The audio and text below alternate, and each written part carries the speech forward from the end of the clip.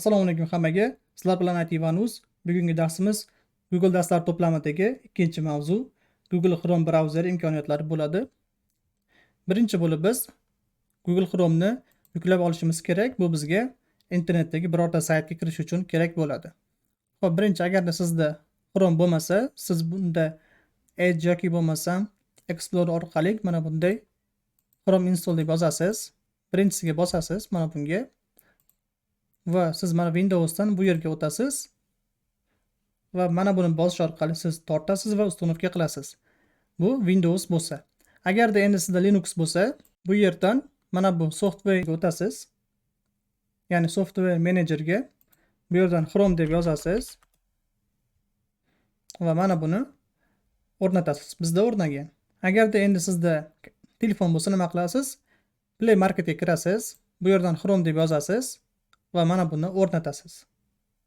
Albatta sizda Google account bo'lishi kerak Play Marketga kirish uchun. Tushunarligi? Xo'p, yaxshi. Endi bularni yopamiz va mana bu dasturni o'rganishni boshlaymiz. Birinchisi mana bu tab guruh hisoblanadi. Bu orqali siz birorta tablarni gruppalashingiz mumkin. Men buni ishlatmaganman. Xohlasangiz ishlatib ko'rishingiz mumkin. Keyingisi mana bu bookmarks hisoblanadi. Siz mana bu yerga sizning o'zingizning qandaydir muhim bir saytingizni qo'shib qo'yishingiz mumkin. Misol uchun qanday qo'shadi? ITvanus deb yozdim. Mana bunga bosasiz yulduzchaga va uning nomini belgilaysiz va qaysi papkaga qo'shmoqchiligingizni tanlaysiz. Misol uchun mana bu asosiy, mana bu ro'yxatda chiqadi bu yerda. Agarda papkaga qo'shmoqchi bo'lsangiz, bu yerdan add folder qandaydir nom berasiz va buning ichiga qo'shib qo'yasiz. Tushunarligi? Yaxshi. O'chiramiz, kerak emas bizga. Va xohlagan paytingizda mana bunday kirib olishingiz mumkin. Xo'p, birorta saytga kirdingiz, misol uchun mana bu saytga. Agarda yangi tab ochmoqchi bo'lsangiz, mana buni bosasiz yoki bo'lmasam Ctrl T tugmasini bosishingiz ham mumkin. Endi buni duplikat qilish uchun mishkani o'ng tomoni va duplikatni bosasiz. Ya'ni aynan shu 2 marta ochiladi. Endi mana bu tugmalarga o'tamiz. Mana buni bosish orqali siz Gmail pochtangizga kirasiz. Mana buni bosish orqali siz faqat rasmlarni qidirishingiz mumkin. Misol uchun kitob deb qidiramiz. Biz ko'ryapsiz bu yerda faqatgina rasmlarni bizga chiqarib beradi. Yaxshi imkoniyat. Xo'p, bu bizga kerak emas. Bular bo'lsa Google'ning xizmatlari, ya'ni servislari hisoblanadi va bularni biz xudo xolasa birinma-ketin o'rganib chiqamiz. Endi mana bu orqali siz o'zingizning akkauntingizni qandaydir sozlashingiz yoki boshqa akkaunt qo'shishingiz yoki akkauntdan chiqib ketishingiz mumkin. Xo'p, bunga bosish orqali siz sozlaysiz.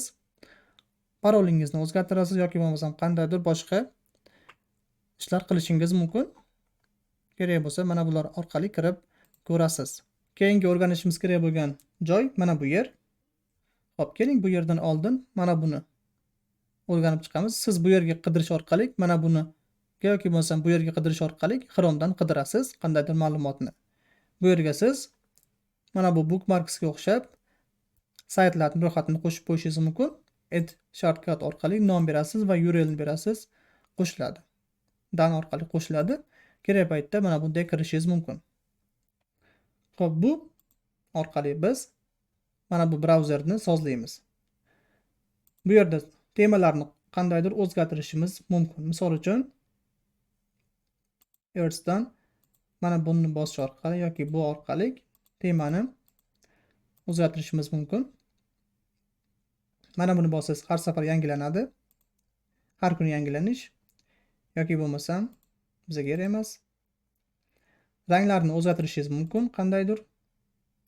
Yoki bo'lmasa mana bu yerdan toolbar orqali bu yerga home, mana bu yerga home qo'shildi.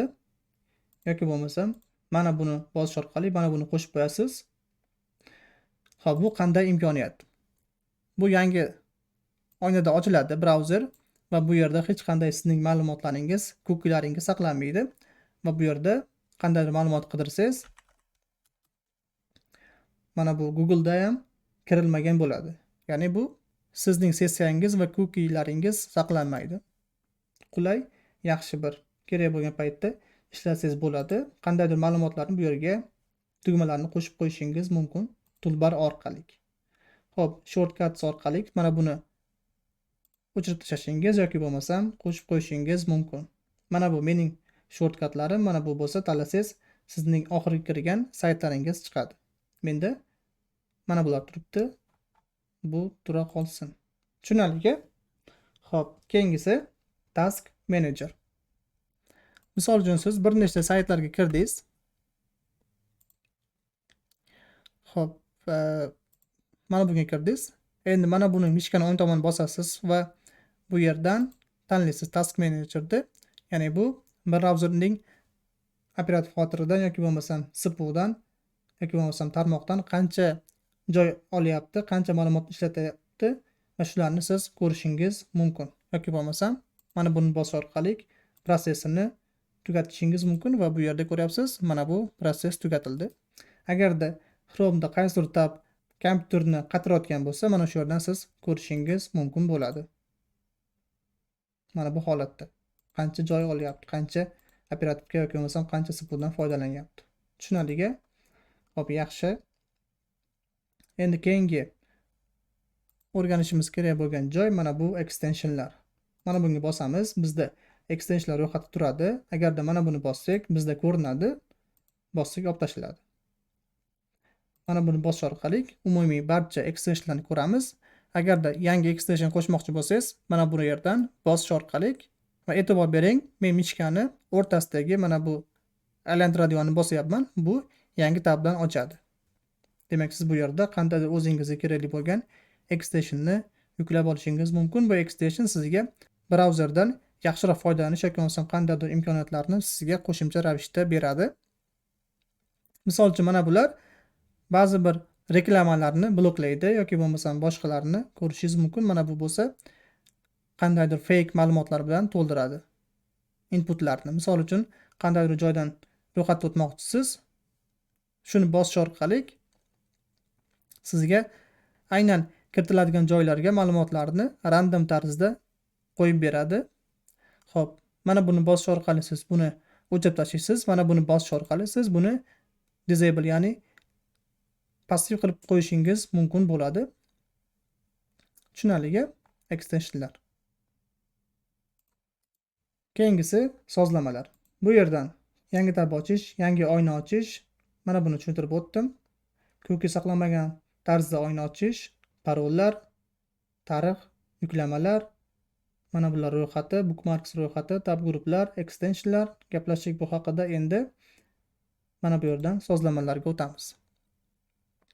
Bu yerda aytayapti, demak menda sinxronizatsiya qilingan. Agarda siz ikkita brauzerdan, ikkita joydan bitta akkauntga bog'langan bo'lsangiz, bu sinxron ishlaydi. Ya'ni birinchi joyda qandaydir extension qo'shgan bo'lsangiz, bu boshqa bir joydagi brauzerda ham o'sha extension qo'shiladi. Ya'ni bu sinxron tarzda ishlaydi.